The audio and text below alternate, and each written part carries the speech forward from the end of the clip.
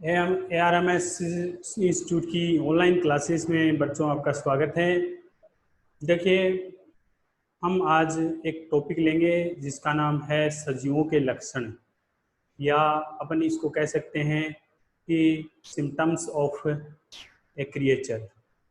तो बच्चों, आपको पता है सजीवों के अंदर बहुत सारे लक्षण होते हैं जिसके कारण अपन सजीव को पहचानते हैं कि किस प्रकार से सजीव जो है अपना कार्यकलाप करते हैं।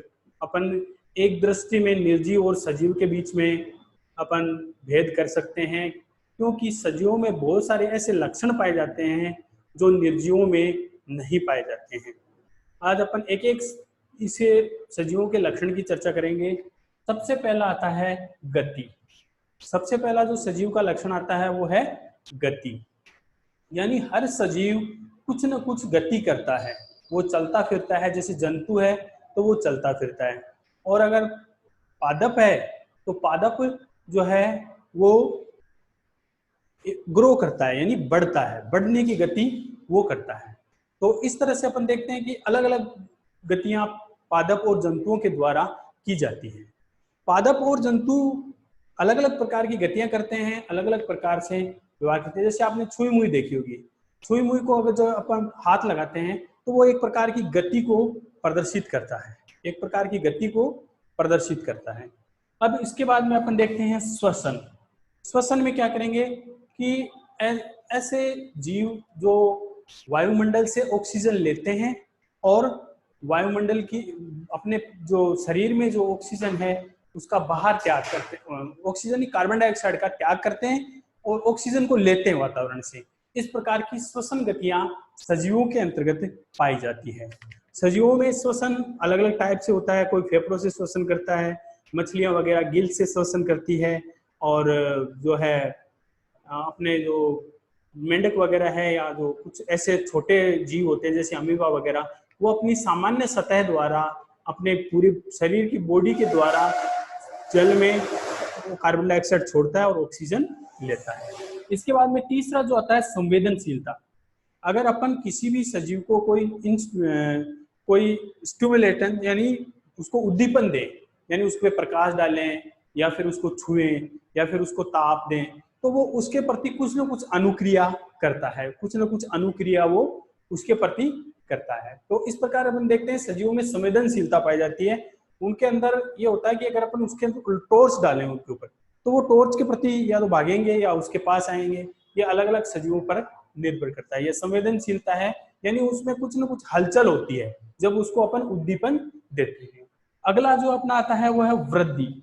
वृद्धि के अंतर्गत क्या करते हैं अपन कि सजीव जो होते हैं वो सजीव मतलब बढ़ोतरी करते हैं। जैसे अगर अपन मनुष्य की बात करें तो मनुष्य में बच्चा छोटा होता है, फिर वो धीरे धीरे क्या होता जाता है, बड़ा होता जाता है, और धीरे धीरे बड़ा होकर के और वो जो है एक लास्ट स्टेज तक, जब उसकी उम्र जो है 18 से 19 या 20-22 साल हो जाती है, तब वो उसकी वृद्धि जो है वो रुक जाती है और उसका शरीर उतना का उतना ही रह जाता है। जबकि पौधों की अगर अपन बात करें तो पौधों में क्या होता है, पौधों में लगातार वृद्धि होती है, यानी उम्र भर वो बढ़ते ही रहते हैं। उनके अंदर किसी भी प्रकार की ऐसा नहीं कि वो एक स्टेज पे जाके वृद्धि रुक जाए। तो इस प्रकार अपन देखते हैं कि जंतुओं और पौधों में वृद्धि हमेशा देखी जाती है। और भी जो जीव हैं वो बढ़ोतरी करते हैं, खाना खाते हैं, खाना खाने से उसके उपापचय में आता है और उपापचय आने से उसका बढ़ोतरी होती है। इसके बाद में अपन देखते हैं जनन। हर सजीव का ये मुख्य लक्षण होता है कि वो अपने समान नए बच्चे पैदा करता है, जिससे उसकी जाति की उत्तरजीविता बनी रहती है। यानी जीव खत्म होते रहते हैं लेकिन जाति खत्म नहीं होती है, यानी जो जीव हैं वो अगली पीढ़ी के आ जाते हैं और वो जो पुराने जीव है वो मृत्यु के कारण खत्म होते जाते हैं। तो जनन जो है पौधे भी करते हैं बीजों के द्वारा, और जो है जंतु भी करते हैं अपने समान बच्चे पैदा करके। बिल्ली का बच्चा बिल्ली बनता है, कुत्ते का बच्चा कुत्ता बनता है। तो इस तरह से अपन देखते हैं कि जनन के अंतर्गत अपन इसको लेते हैं। फिर आता है अपना उत्सर्जन। शरीर में अपन बहुत सारी क्रियाएं करते हैं और शरीर में जो क्रियाएं करते हैं उनके कारण उनमें कुछ अपशिष्ट पदार्थ बन जाते हैं। अपशिष्ट पदार्थ बन जाते हैं मतलब कि उनमें जो है जो अपशिष्ट पदार्थ हैं यानी खराब पदार्थ हैं जो शरीर को नुकसान पहुंचाते हैं, जिन्हें अपन नाइट्रोजनी उपापचय पदार्थ कहते हैं, वो बन जाते हैं। तो उनको बाहर निकालने के लिए, शरीर से बाहर निकालने के लिए अलग अलग प्रकार की क्रियाएं ये जो सजीव है वो करते हैं। यानी अपन जैसे किडनी के द्वारा जो यूरिया है उसको बाहर निकालते हैं, पक्षी वगैरह यूरिक अम्ल का त्याग करते हैं, जबकि अमीबा वगैरह जो हैं वो सीधे ही सामान्य सतह से अमोनिया और जो अपशिष्ट गैस हैं उनको बाहर त्यागते रहते हैं। इसी तरह से अगला है पोषण।